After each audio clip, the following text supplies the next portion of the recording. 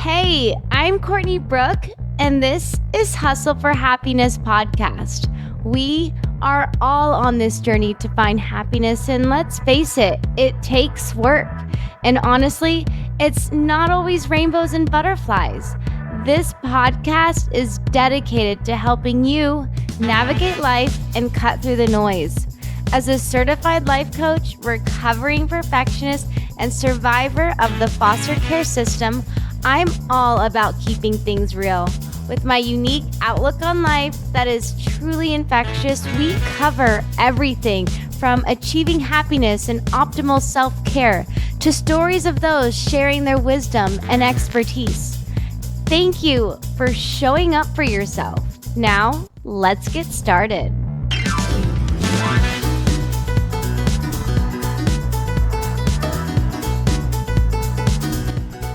Today, we have the privilege of exploring deeper into the world of Erin Fader, the accomplished jewelry designer whose creations embody empowerment, elegance, and the spirit of a modern woman. Erin's journey, filled with creativity and dedication, has graced the pages of renowned publications, walked the runways of fashion capitals, and adorned the necks, wrists, and fingers of celebrities.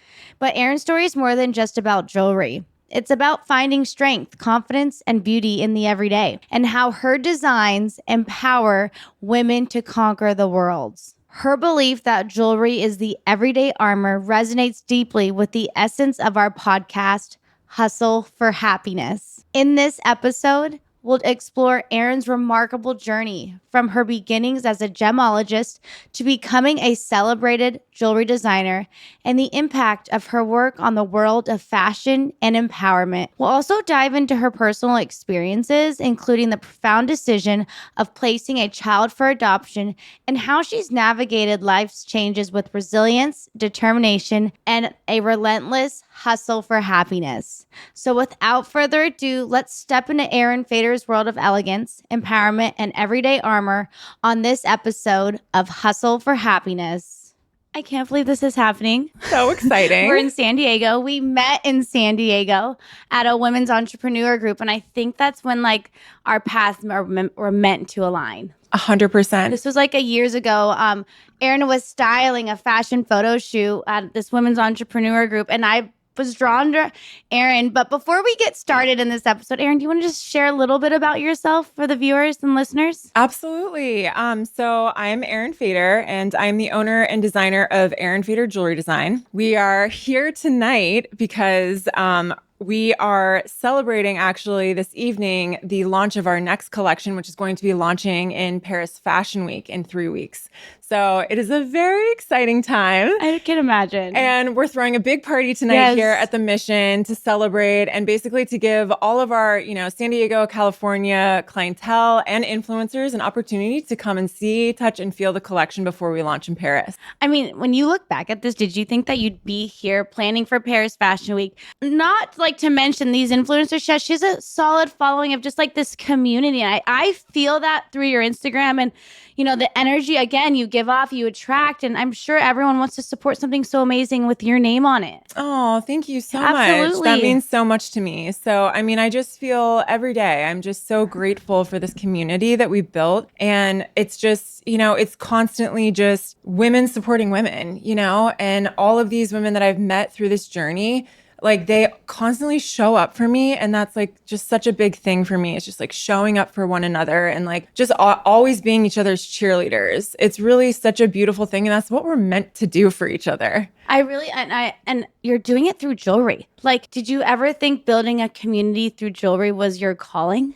No, honestly, I basically stumbled upon it, but I stumbled upon it in such a powerful way that it really, when I did stumble, I was just, it almost electric shocked me into this is my passion. Yeah. This is what I want to do. I don't have any idea how or why or, what is going to be the process, but I just fell in love with it so deeply.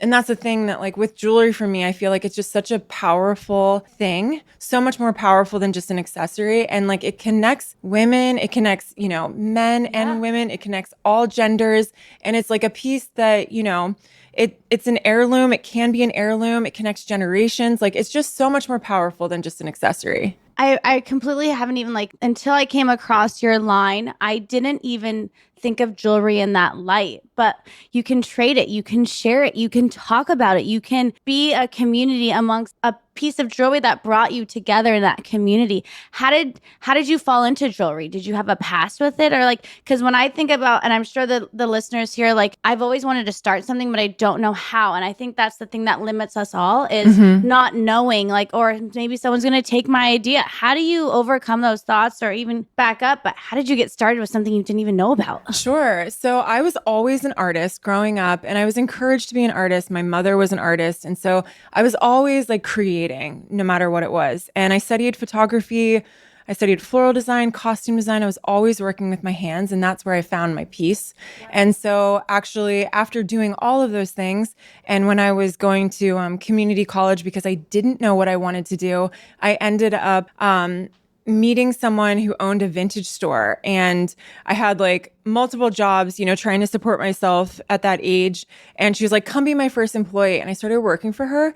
And it opened this world of history and jewelry and clothing and fashion. And I was just like, I was blown away. Like, Yeah. I literally like would spend my nights reading books about like fashion and history and jewelry instead of like going out. Right? Like, I mean, I just loved it. I fell in love. You were, So, I hear, like, for me, like, you were ignited in like Absolutely. a healthy way. And like, yeah, you not gave up, you threw in the towel and going out for your passion. And I think that's what a lot of us, like, once you find something you love, nothing really gets in the way or seems like you're missing out on. Did you feel that way at all? Like you were missing out on life, or did you just love what you were doing when you were learning about it? Was that part of like learning was the building block of where you are? Absolutely. Yeah. I mean, I think that in anything in life, if you can find yourself getting lost in it, whatever that is, like finding that, time just doesn't even exist when you're doing it. I think that is a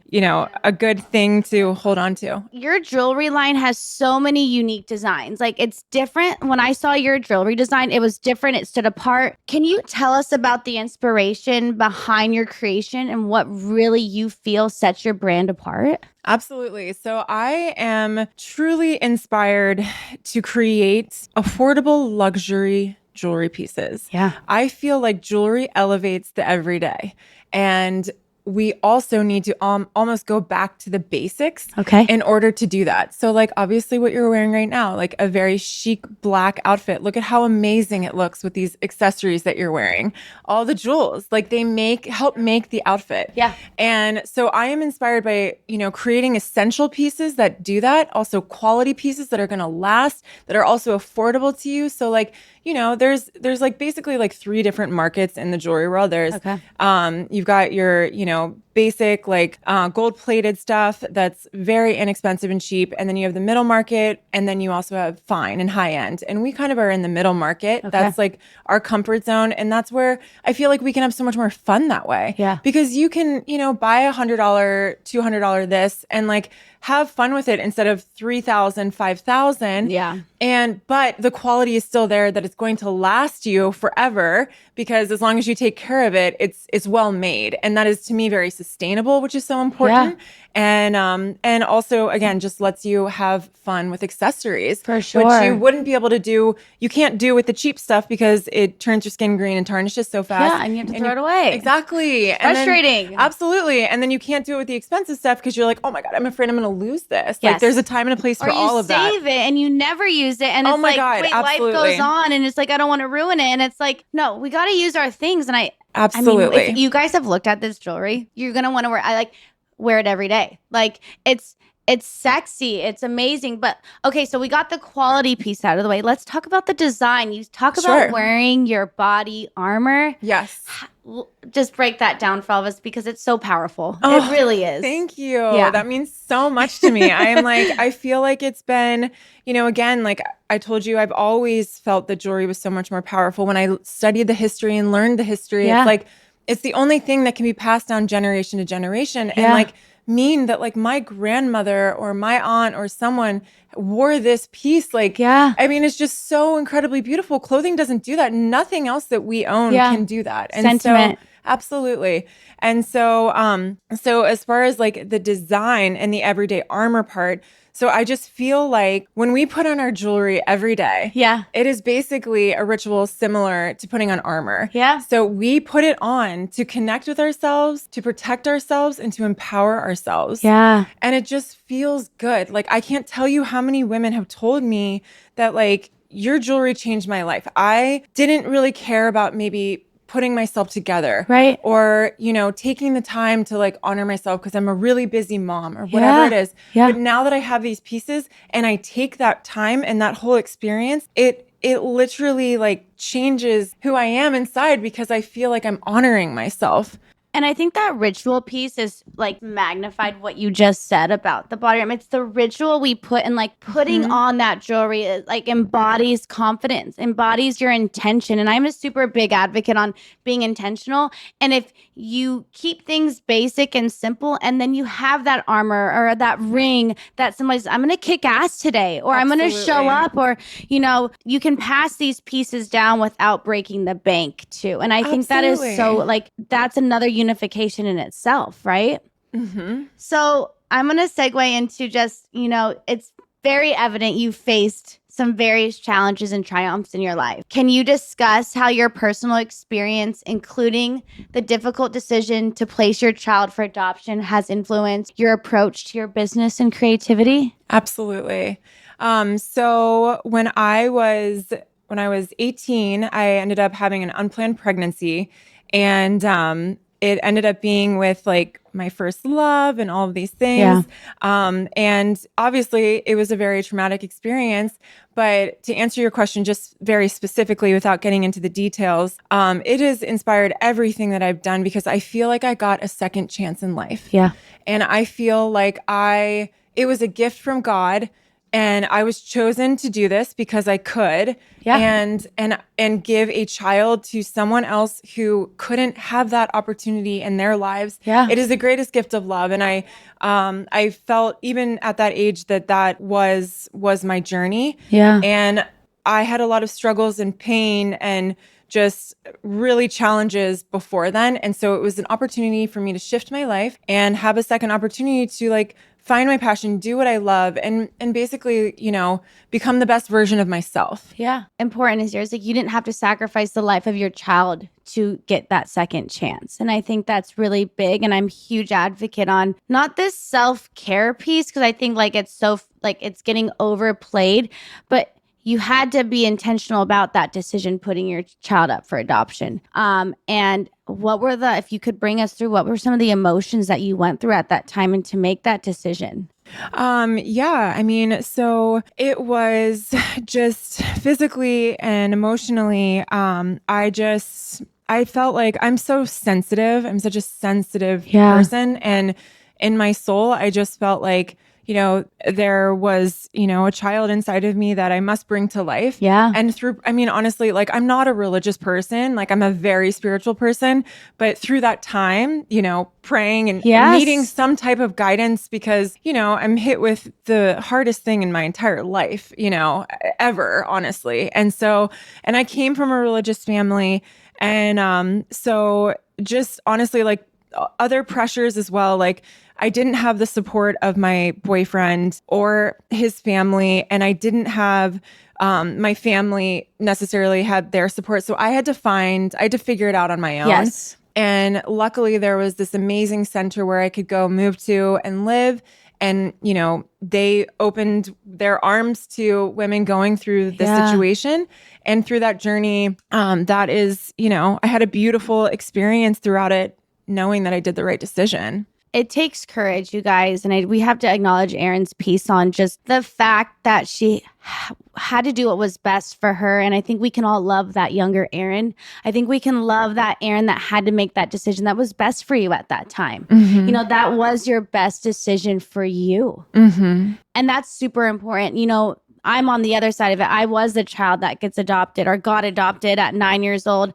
And it's that thought of not being good enough, or why did my mom? And it's really refreshing to hear that it wasn't that, like, from my background, just to back up you guys, everyone, is I was in and out of the foster care system. So I was brought through that. I was telling you earlier, I felt like I was a social experiment to the government. Like, let's jerk her around in and out of foster care, I was removed from my mom nonstop. Like, that's traumatic. Oh my God. Traumatic of in and out of your mother's care, or just giving your kid to a safe home. I don't know. Like, I don't want to say it's worse or there's a bad or there's a better. I'm just like grateful that you shared your authentic, that what you had to do for you. And I think that's important. And you're not the only one out there obviously you're not the only one, but to make that decision for you and to love that part of you that had to make that decision, right? Yeah. I mean, it's been 20 years since then too. Yeah. So it's been a long journey of healing. You were healing. 19? Yes. 18? Yeah, 19 when I gave birth. Yes. Yeah. So it's taken, for me to speak the way I do now on it has been a long healing journey. But yeah, I mean, I will say, like, just understanding that, like, if I wasn't able to provide for a child, what can I do to give that child the absolute best life that he deserved? And I'm sure there's other people listening. Do you ever want to see your son? It's a son, right? Yes. Yeah. Do you ever want to see your son again? Where is that at right now? Let's fast forward 20 years. You're older. You're in a different place in your life. How do you feel about seeing your son? Or just share. Yeah, I mean, I welcome that with, like, open doors, and I hope, and it's literally inspired my entire career. It has inspired everything that I'm doing, that I want to make him proud. Yeah. That he saw, okay, you didn't just, become complacent, or I don't know, like, just do just anything. Like, I was like, no, I'm going to follow my dreams because of you. Yeah. I got the opportunity to have a second chance and to do that and discover that. And I was older, and, everything, it just all happened, for a reason.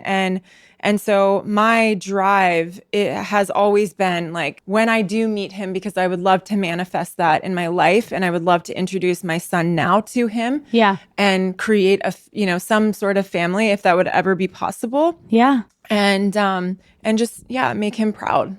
And I want to and I appreciate you sharing that. I think that second chance is what we all want in life. This side tangent, but this cancel culture is canceling people because they're still growing, and they go back into these archives of canceling people. And it's like, wait, you're acting like they knew that information 10 years ago. Like, right.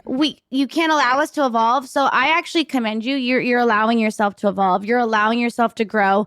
And, there are people out there that are in that same boat of, we have these past decisions that propel us to be better business people, entrepreneurs, mothers, you do have your second son. And, many entrepreneurs draw strength and resilience from personal experiences like yourself.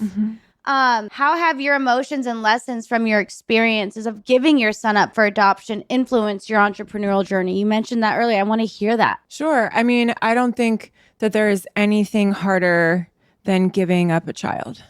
Yeah. Chills. Yeah. And so, as hard as this entrepreneurial journey has been and continues to challenge me, I feel like there's nothing compared to that. And especially at that age, being so young. And so I think it gives me strength and gives me power, and it, fuels me to keep going, knowing that in the grand scheme of things, it's not as challenging as what I've been through, and I can do anything. How have you not let that inner critic creep in? We all have those inner judgments, or the judgments from others. And frankly, if you're watching this, please don't judge. This is a very safe place for all of us. We all are on this journey for happiness, hence even just the title of this podcast. But how have you not let that inner critic come in and let that guilt creep in? And how have you really accepted that decision? How have you done that for yourself? So I would say, just in trusting my heart and my intuition and what I feel in my soul, which is I did what was best for my son, and that brings me peace. I could never have provided for him. I could never have provided, I could have, something, but it would never have been what I gave him, which I was able to pick his parents. I was able to meet his parents. I knew that they were going to adopt another little girl. Yeah. And they did. And they had dogs and, just like all of these things that safer, safer than what you could have done at that point. I couldn't have done that at 19. Right. Absolutely. You say you're religious or you're spiritual. I am too. I don't think there's anything wrong with a blend of being spiritual and having God in your life. Mm-hmm. I think God has asked that for you. I mean, he gave you that blessing to see how safe the environment was for your son to be in. Absolutely. I think that's the point of, I really been embracing this saying it takes a village. And it does, throughout all aspects of our life. Like yesterday, 100%. I lost my driver's license. I couldn't get my rental car. I had 7 bags. And so I'm like, good thing I grew up here because I have friends from all over. I'm like, hey, can I store my bags? Instead of like being upset or just so frustrated, I was like, you know what? Like it takes a village, whether it is a son or it is work related. But I mean, that saying for you, I'm sure applies to you, especially going into Paris Fashion Week and hosting this event. You have no idea. And I used to be afraid to ask for help. I mean, I don't know about you, but I was like, 100%. I wore it on my back like it was pride and ego. I mean, do you relate? I could not relate to you more. Right? Asking for help has been one of the hardest lessons, challenges in my life. And especially this year, I have had one of the hardest years in my career and in my personal life, just challenges that continually try to knock me down. Yeah. And couldn't be here if I didn't, like you said, remove ego and just be like, I need help. Yeah. Like, this is just where I'm at. Like, we have Megan Fox wearing her jewelry. Yeah. We have Cardi B wearing her jewelry. But yet, like, I'm struggling. So, like, I need help. Yes. And people have showed up for me. And I mean, and then, like, a whole nother layer is like my team, like all of the people who support me behind the scenes, behind the scene of Erin Fader jewelry, like hustling every day to make shit happen for us, to make the brand stay elevated and work with all of these girls and nurture our clientele. Yeah. I mean, it's multiple villages. Yeah. And I think the big piece is just, the power of help. I was talking about this the other day with a friend, and like the power of help can go as big as, planning a huge event or going to New York, for instance, going to Paris Fashion Week, or me, can you just store my bags? Absolutely. Like, little or small, I think or big or small, we don't even have to label it. It's all equal. Absolutely. And I think asking for more help has been it sounds like one of your biggest success tips. What else has helped you elevate your business and have it grow? Because you started it from you. Yeah. Oh my gosh. It's crazy. I know. I know. You're like, wait, what? Wait, really? I really am doing this, but you are doing it. Oh my gosh. No, it's wild. I was journaling last night, and it's just like, take a moment. It's hard. It's hard when you're in this wild, fast ride to take moments and remember that. But it's been so many people in my life who have just continually supported me and helped build me up, that have helped create what we have today. So let's talk a little bit about your jewelry and how, you said that you're putting your son up for adoption has really propelled you. What other things in your career and your personal life has really enabled you to succeed? So I would say I am a big component or proponent of just rituals. Okay. Rituals are very big to me. So just morning rituals, evening rituals. I mean, again, back to the self-care, but like truly believing it. Absolutely. Yeah. And yoga, meditation, everything that I put inside my body, like all of these things, like I try to, honor this as some sort of temple, and knowing that my performance levels are all based on what goes inside, not only in my body through food, but also the thoughts that I think in my head and in my mind. Yeah. And so just positive thinking. And, I've used different techniques as far as just affirmations and things like that. I mean, it's up to us to build ourselves, Preach. Absolutely. And so putting in just, and it never happens overnight. Just like working a muscle as an athlete, like everything that we want to build and create takes time, and just continuing to be, repeat that and just stay consistent in any sort of change that you want to make in your life. That is what helps elevate you in your life, whether that's just your personal life or your business, I think. And I think believing it is a huge thing. Like, don't just follow people because you see everyone posting and taking a green drink. Like, oh my gosh, yes. Don't do that because someone else is doing it. And if you are doing it like that, let's like reset and maybe reach out to me, because like, it just, I really believe in that proponent of believing that it's fueling you, it's good for you, it's part of you, it enables you. What's your morning ritual? I'm so nosy. No, you're good. So my morning ritual is, so I don't touch my phone until after I have taken my son to school. So keeping my mind free from technology is first. That's amazing. And foremost. And then I do a 10 to 15 minute, so I'll wake up before my son and I'll do a 10 to 15 minute meditation. Then I read, I've got a philosophy book that, it's just like daily philosophy. Yeah. And I'll read my little books, and then just water, only water, no tea or coffee. Okay. I intermittent fast. And then after I take my son to school and he's all set, then I work out and get my workout done in the morning. And then after that, I start work. Is there any circumstance, because we all have lives and life happens. Mm-hmm. How do you stay on track when life pops up? Grace. Okay. Grace. I mean, it's just nothing is ever going to be perfect. And just being okay, I'm going to let it go. This morning I didn't have as much time, but I did 15 minutes of yoga. So that's enough. Saying that is enough for me. Whatever I can do in the space and the time. Absolutely. Do something. Yes. For you first. Absolutely. Yeah. You have your son, you have the business, you have a lot of responsibility outside of your ritual that I think people, if you don't prioritize it, it will never be a priority, is what I'm hearing you say. You make time, whether it's the whole morning ritual or getting one of that done. Absolutely. Absolutely. And being proud of yourself for doing that, taking it and being amazing. I didn't do 45 minutes on the Peloton. I did 20 minutes on the Peloton. I didn't do 30 minutes of yoga. I did 10 minutes, whatever it is. But when you do it and you actually commit to it, you will always feel better after. So don't worry about the time, just worry about the commitment and worrying about showing up. And once you do that, it will set your day for success. I mean, I you guys should be taking notes right now, because this is gold. I think also when it comes to this morning ritual, of course there's always going to be uncomfortability when you first start something out, or, does this really feel right? Key is do what, experiment. It's not you just woke up I'm going to meditate. I'm going to do my intermittent fasting. I'm going to turn off my phone. You probably had to create an awareness first. So maybe what's distracting me? Oh, my phone, and then set yourself up, really analyze the fact that, I have to do what I want to do and experiment with that. Mm-hmm.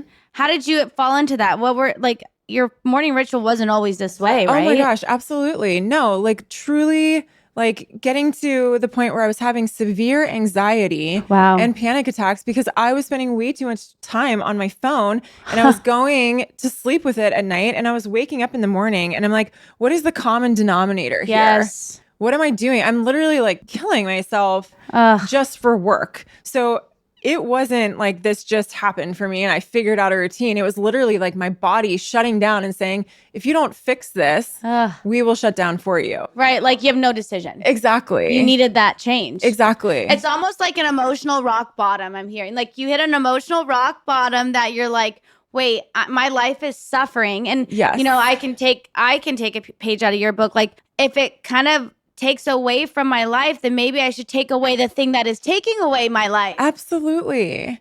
And I mean, it was our phones are created to literally take our lives away. I know, it's crazy. And so Guilty. there are algorithms that are, basically doing that as that's their success, is to take our lives away from us. So it's not easy, to regulate. Right. And so again, it's just setting those goals and start with if you can, start with just the morning, then start with maybe eliminating in the evening, again, small little chunks. And then as you feel better about yourself, as you feel proud, like you've accomplished something in some sort of routine or ritual, and you start to feel better, then you're like, oh yeah, I can take this to the next level and I can do this Just keep even adding more. Yeah, Absolutely. one thing. All right, so this thought just totally popped in my head. You have your son. How does he do your morning routine with you? Does he like do your ritual? Like how do you balance? Because I don't have kids, and I'm sure there's mothers out there, me being just nosy, is how does your son do it? Like Oh what do my you gosh. do on when you have your, I'm just curious. Yeah, no, it's good. So I try to wake up, I have to wake up earlier in order Before for this him? routine to even happen. Okay. And then with him, so it's so cute, like him just seeing me in my like routine and ritual, like he'll be like, I'm gonna do yoga, like he doesn't do it, but he just He comes wants and to like, be a part of it. yeah, does a downward dog and like for like the 30 seconds, Wait, and that it's probably just like so warms cute. your heart because Yes. hopefully he takes a piece into his later life, Absolutely. Absolutely. So, and then, it's like I'm a single mom now. So my life has shifted very dramatically in the past 6 months. Yeah. And so now, like, in order for me to maybe get my workout in on a weekend, I'm like, okay, buddy, you get TV. So he's going to go hang out and watch TV and he's super happy doing that. And then after that, I feel better. He's fine. And then we go on our adventure for the day, whatever that looks like, but he sees me prioritizing myself. Yes. And then I think that is so important in relationships and, in child parent relationships. If they see that, they're going to do that in their own lives, hopefully someday. I couldn't agree more. And I think that I love the way society is progressing now. And you hit it spot on. But in the old days, I would say old days because like every year things just grow. But society used to say you take care of others before you take care of yourself, meaning that you like it's very outer directed. Like you're very like everything is about your kid or everything is about your mom and dad or everything is about anything else but yourself. And I just love how society is shifting things in terms of no, you put your own mask on. You do you before you do anyone else. And you just said it like when I take care of myself, my son benefits and I can be more present with him. Absolutely. You can spend 10 hours with your son, but are you on your phone? Exactly. Are you working? Or you be intentful, you do you, and then you show up for your son even if it's for 2 hours. Yep. And, frown upon putting your kid on TV. I don't have that, but, you can only do so much. Absolutely. And no freaking shame. If you need help, if you need to do you for, like, when you need to do yourself, do that. I mean, there's so many judgments and I'm just like, we're all just trying to make it. Oh, absolutely. Absolutely. And it's, I think that's just so important. Showing up for Jackson's yourself. over here in the background, like snapping us and clapping. We got a little cheerleading squad here. Yes, we do. The best. All right. So lastly, just as our podcast, as the podcast focuses on hustle for happiness, could you share any practical tips or advice for our listeners who are looking to infuse more happiness into their daily lives, both personally and professionally? Absolutely.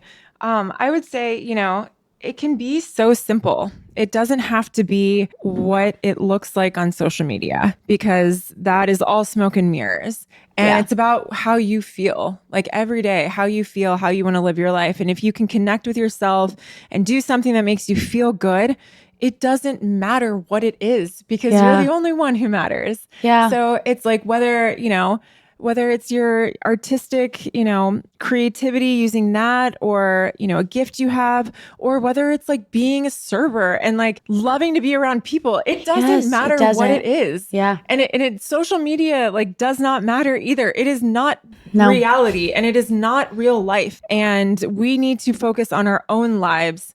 And by doing that and looking inward and feeling what we feel and focusing on that, I think will just take us all to greater heights. And I think just to add on to that, what really helps me because, when I say my family, I say my adoptive family, but my mom, and I say my adoptive mom because that's my mom, I wanted to be an artist. And I just think like you just said, be that server or be that whatever. I wanted to be an artist and I was told like, that doesn't make enough money. And like, that's how my process was. Fast forward, people are making money doing anything. Yes. And so I just want to like hone in on that. Follow the passion, but also like social media is one thing, but I also get out of the head of other people. Yes. Like I hear that you're just like, that's what you're literally your blinders are on and just go for it. Absolutely. And then, so that's professionally, personally, same kind of thing, right? Absolutely. Yeah. I mean, again, it's like try to find some rituals, try to find some routines, try to connect with yourself. And by doing that, I mean, we don't have that much time. I agree. So don't waste it. Yeah. And be with the people that you love, and do the things that you feel good at and, feel good doing, and take time, like slow down too. I mean, that is the other thing Slow down. I need to do that. so important. Like even just, yesterday, like it was like, oh my God, I'm in San Diego. Like I need to go to the beach and get on the sun, like watch the sunset. Yes. Yes. And like, yes, there's a million things that I need to do, but like, what is the really point? Need to? Yeah. Like, right? what, like at the end of the day, like what filled my soul was doing that so much more. And then I'll figure the rest out, Right. Like I'm hearing like this piece of like, what does everyone else expect that I need to do, or how to please other people, whether it's, do I need to post? Do I need to do this? Do I need to work? Yep. What does my soul need? Like, I love that question. Like, what does my soul need right now? And you listen to that intuition piece and slowing down. I think that like life, at least for me, I was just talking to James about this. I was like, life seems to be going too fast and it's kind of freaking me out. Mm-hmm. But that was like the message I needed to hear today was to slow down. Mm-hmm. Guys, go watch a sunset. Go stand in the sun. Go walk barefoot. I appreciate you so much for coming on the podcast. As we wrap up, where can people find you? Sure. So you can find us at erinfaderjewelry.com.